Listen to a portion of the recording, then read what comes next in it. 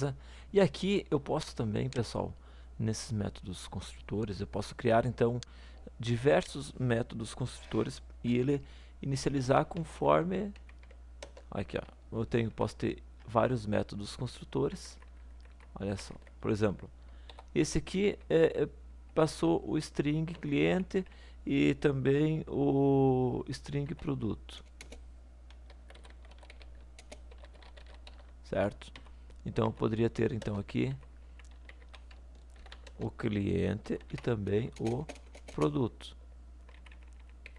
Então, o cliente da minha classe recebendo o produto passado para parâmetro. Isso por causa do this ali, né? Eu poderia ter então aqui, pessoal, então mais um aqui. Por exemplo, onde iria receber apenas o valor, por exemplo. Apenas um doble valor. E assim eu posso ter N construtores, né? Claro que tudo vai depender da quantidade de parâmetros que você vai estar passando, a quantidade de atributos que você tiver, ok? Então, beleza, deixa eu compilar isso aqui agora. Onde é que eu estou aqui? Onde é que eu estou? Esse aqui, vamos compilar. Veja que eu tenho aqui um método construtor, dois métodos construtor e três métodos construtor, que é o mesmo nome da minha classe. Então aqui eu já estou usando o conceito de sobrecarga, né, que é aquilo que eu expliquei antes para vocês. Então se eu passar aqui, ó, por exemplo, duas variáveis, aqui ó, ubra e neri, tá? Ele automaticamente ele vai entender que você quer chamar então esse segundo método construtor aqui, tá certo? Porque eu tenho dois parâmetros do tipo string, tá ok? Então deixa eu já que esse aqui eu tenho o ubra, aqui é o produto, então é calça, por exemplo, certo?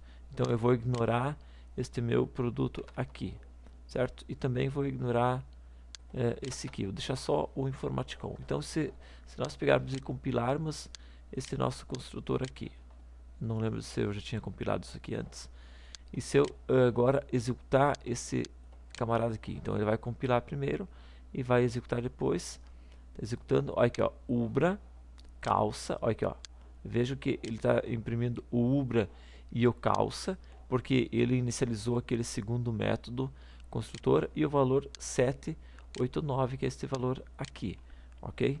E agora se eu der um ok, agora ficou informaticon calça, porque eu alterei o cliente informaticon, mas o calça permaneceu o mesmo, tá certo? Então, desta forma, você consegue manipular de fato o que você quiser com o teu método construtor, tá? Eu vejo que como ele é inteligente a ponto de te dar essa possibilidade de você criar vários métodos com o mesmo nome, certo? Ele entender qual que ele vai estar chamando, o uso do this é muito importante, tá certo? Então assim, ó, você começa a ter uma flexibilidade muito grande aqui na programação, dali a pouco tu vai fazer chover com isso aqui, ok?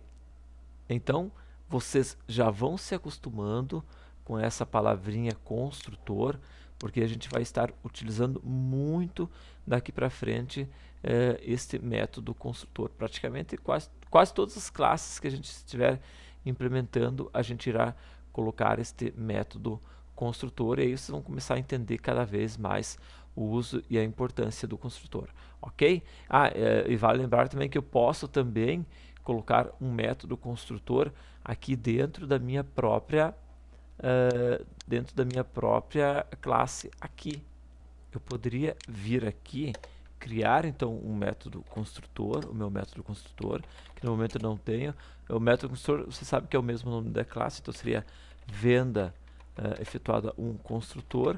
Aqui então inicializar as minhas variáveis, tá certo? Enfim, tudo o que eu quiser, tá? E aqui eu poderia então simplesmente inicializar com os parâmetros deste meu método construtor, ou seja, aqui em vez da new vendas construtor, eu colocaria new venda efetuada um construtor, ou seja, eu iria substituir isso daqui então, pelo meu venda efetuada um construtor, ou seja, eu declaro este meu objeto vendas 1, instanciando do vendas 1, tá certo? Aqui no new, só que com as características específicas deste meu método construtor aqui. Então isso aqui a gente vai deixar para fazer aí mais na frente, aí vocês vão entender bem o uso do método construtor.